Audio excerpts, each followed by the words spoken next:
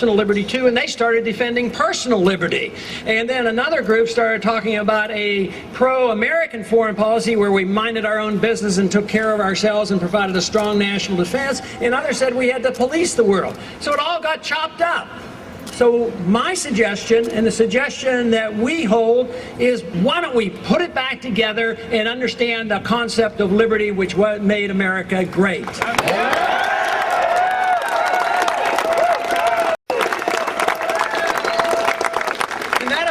Is not very complicated, because it doesn't take a whole lot of talent to figure out that in America it was meant that we as individuals should be left alone to our own bidding as long as we don't hurt people. Just stay out of our lives and let us be. The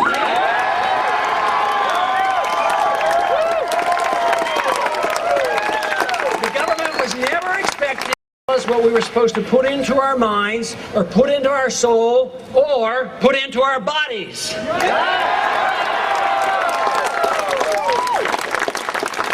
And it was never intended by our Constitution that the government should run the economy. Let me assure you, the people I've met in Washington, whether they're the bureaucrats or the politicians, they're not smart enough to run the economy.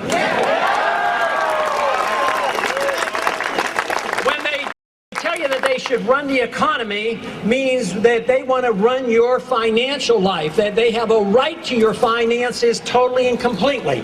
This is the concept built on the personal income tax. The assumption is made that the government owns 100% of the fruits of your labor, and they will give you permission to keep a certain percentage. So whether it's 1% or 99% taxation, the principle is wrong, and that's why we have to get rid of the income and repeal the 16th Amendment.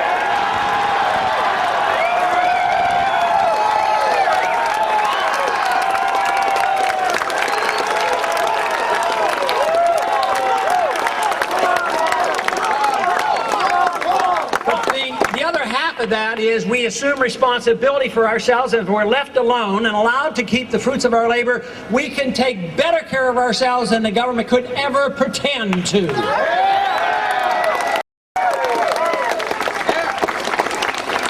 It was never intended that the government would regulate our personal lives, our personal privacy. And yet today, in this post-9/11 atmosphere, we have sacrificed way too much. There has been a systematic attack on personal liberty for the last 6 years. We need to reverse that. We need to repeal laws, Patriot Act, and make sure we never get a national ID card.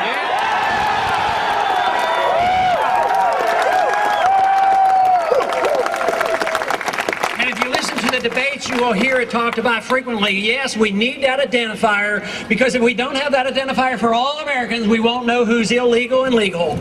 I say it's unnecessary. What we need is a free market economy, a free society where the economy is so healthy, the issue illegal aliens would become a non-issue, because there would be a need for workers in this country. As long as we have this economic condition that encourages people not to work, it encourages illegal immigration and dependency of bringing families here and whatnot, then you're going to have more of it. But if you have a free and healthy economy with sound money, there will be no contention with people coming into this country, and we could be much more generous with our immigration policy.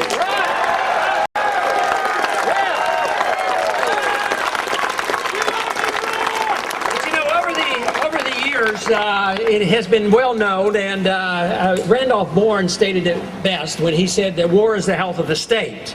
When there's a war going on, we the people are supposed to cow down and accept whatever we're told by the government, that in times of emergency you have to sacrifice liberty. That's nonsense.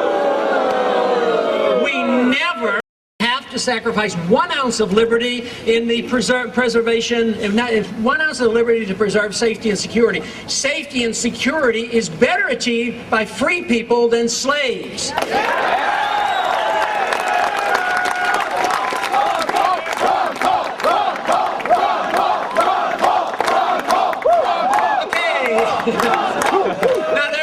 there's another.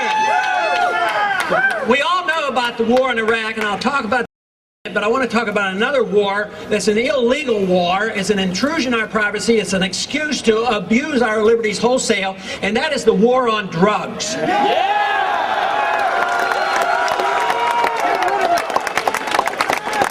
in a free society, there are always problems, and people get to make choices. Some people will make bad choices, but they have to be responsible for their bad choices. I happen to have a personal belief about drugs. I happen to think they're terribly dangerous. But I also have come to the conclusion that prescription drugs are causing a lot more harm in this country than the illegal drugs.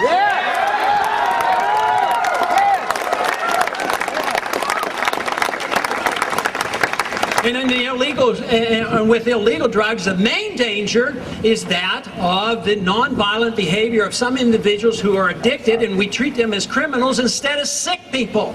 We don't treat alcoholics by putting them all in prison, but if somebody happens to be addicted to a drug, they should receive help, but they can't receive help by turning them into criminals and throwing them in prisons. I, as a president, if I had the opportunity, any individual that has been in prison for a non-violent drug problem ought to be released.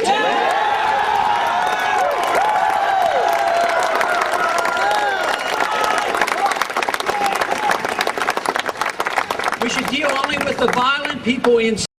And we have enough of that to deal with. Not too long ago, we heard the case of a senator getting into trouble. That always bothered me a bit because it seems to me like there was a lot of wasted police energy sitting around in a place that seems to be inappropriate for a policeman.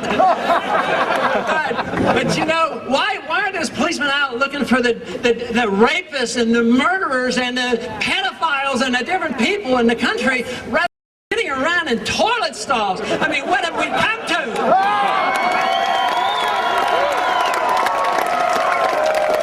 And how are we supposed to feel safer because now we have the government totally in charge of our security at airports? We're supposed to feel safer because they take our toothpaste from us and they mull us over at the airport and delay things, and we're supposed to feel a lot safer. That's because they're missing the whole point of why we have been endangered. But is personal liberty. It's your life. It's your life to make good use out of it or destroy it. If you make bad choices, you have to suffer the consequences. Economics is the same way. If you want to work hard, get your degrees, and be ambitious, and get to keep the fruits of your labor, you ought to be able to do it. That is what can get us to achieve the greatest amount of prosperity. Best distributed is under a free market economy. Exactly.